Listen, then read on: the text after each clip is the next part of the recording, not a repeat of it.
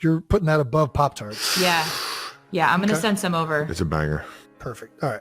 There's rumor that you played the bear in Happy Gilmore 2 in the scene where Travis has honey put on him. Can you confirm or deny this rumor? I can deny. Like, this is one of those ones where, like, we'll send it to each other and be like, hey, did you hear I was the bear? And there he's like, yeah, you hear we bought a house in Lake Como? Like, yeah, right? We're just sort of like, at this point, we're just like, of course they think I'm inside of a bear costume. Like, I'm honored to be thought of in that context because I loved that movie so much. I watched it multiple times. It's great. Loved it so much. Whoever did the bear acting was solid exquisite. Bear. Exquisite performance. Bad Bunny and the bear killed that scene. And Travis. Bad Bunny. He absolutely delighted me in that movie. He was so good. Would you like a bread He's stick? amazing.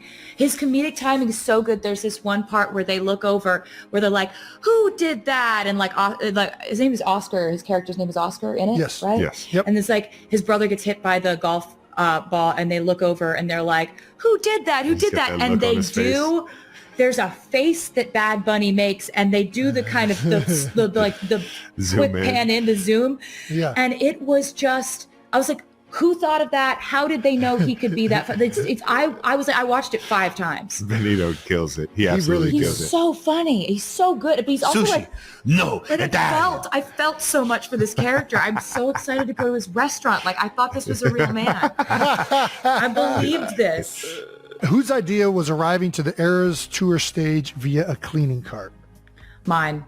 That's a weird idea that's my type of weird idea. Where did that come from? Well, when you're putting on a first show of a tour like that, you're not just performing for the entire stadium, you're performing for the entire internet. And so I wanted to curate and really romanticize the images that they were seeing first. So I didn't want them to see my first outfit and my first look, which would have given away what the first era was.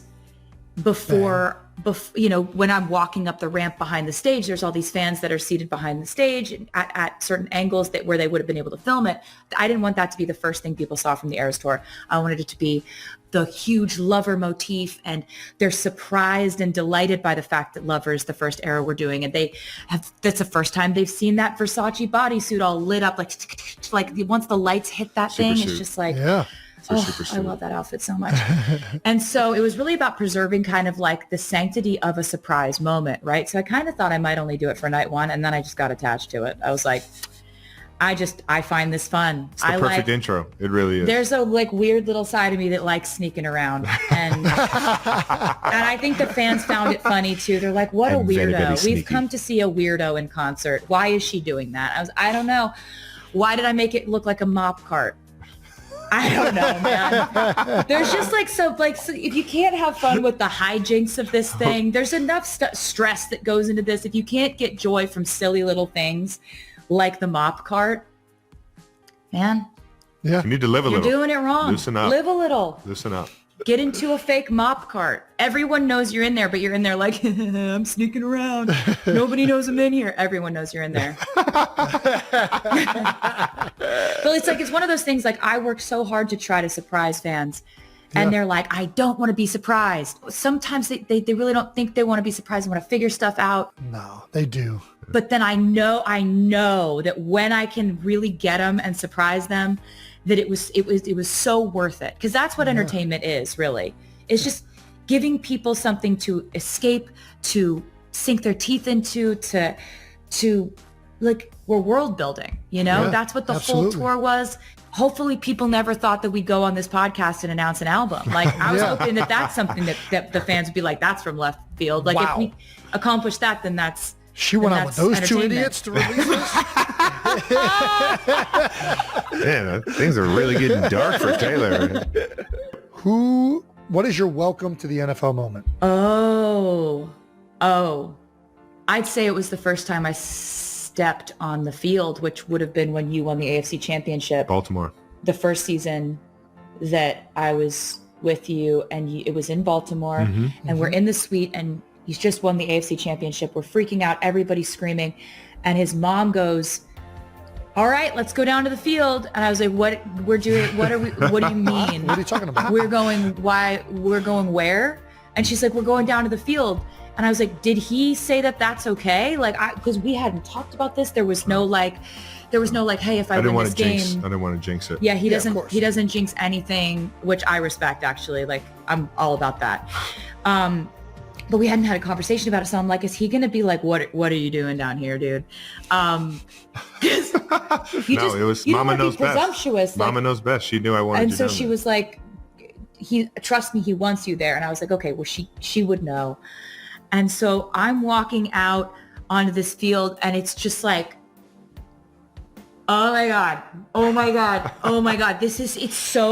There's so many lights. We're going to the Super Bowl. I've never seen this many cameras. I've never seen this much media in my life, and I've seen a lot of media. Yeah. And then the media sees me and they're like, ah! And then they just start running at me.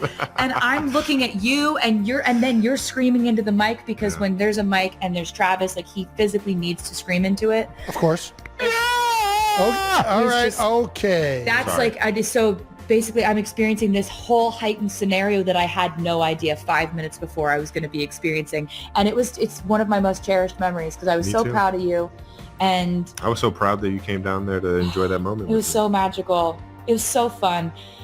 It's like crazy. It's crazy to get to see someone you love work that hard and then have that kind of like euphoric payoff where you're like, for sure, you did it. Like you did it underlined 100 times. You did like you did it. In the latest episode of the New Heights podcast, an unexpected moment left fans all over the world on the edge of their seats. Travis Kelce, star of the Kansas City Chiefs, and Taylor Swift, global pop superstar, have officially confirmed that they have just completed the purchase of a luxury villa on the shores of Lake Como, Italy. It all started when Jason Kelce, in his usual humorous style, asked his younger brother, "Hey Trav, have you found a quiet place to rest after the season, or are you still flying around with Taylor?" The audience thought it was just a joke, but Travis glanced at Taylor, who was a surprise guest on the episode, and smiled meaningfully. Taylor grabbed her boyfriend's hand and frankly shared, "We found a great place. Lake Como is going to be our second home." The short statement was enough to turn the podcast into a hot topic on social media. Jason immediately responded with a big laugh, then teased, "Oh my gosh, my brother is a European gentleman. Don't bring Kansas City to Italy." The whole studio burst into laughter, and Travis nodded in confirmation. "Yes, we have officially bought a villa in Lake Como. This is a place where Taylor and I feel we can rest, recharge, and it is also a great place for family and friends to visit." According to a close source, the villa the couple chose is right next to the lake, surrounded by lush gardens and majestic mountain views. The design of the house is a combination of classic Italian architecture and modern amenities, with high ceilings, marble floors, and large balconies facing the lake. The interior includes multiple living rooms, a library, a music room, and a small studio dedicated to Taylor Swift, where she can compose new songs. Travis Kelce is particularly excited about the wine cellar and outdoor area, where he plans to host barbecues with friends. The villa is also said to have a private marina, allowing the couple to easily access the lake via traditional wooden boats, an image that fans will surely see in the near future. Real estate experts estimate the value of this villa could be up to 20 to 25 million USD, a huge number but completely suitable for the stature of the most powerful couple in Hollywood and the NFL today. Immediately after the podcast aired, the phrases "Lake Como" and "Kelce Swift Villa" quickly trended on Twitter, Instagram and TikTok. Thousands of fans could not hide their excitement, leaving romantic comments. Imagine Taylor writing a new album inspired by Lake Como, while Travis is rowing on the lake. That's true love. Lake Como is already a popular destination for love, and now that Taylor and Travis have joined the party, it's sure to become even more legendary. We're just waiting for a wedding on the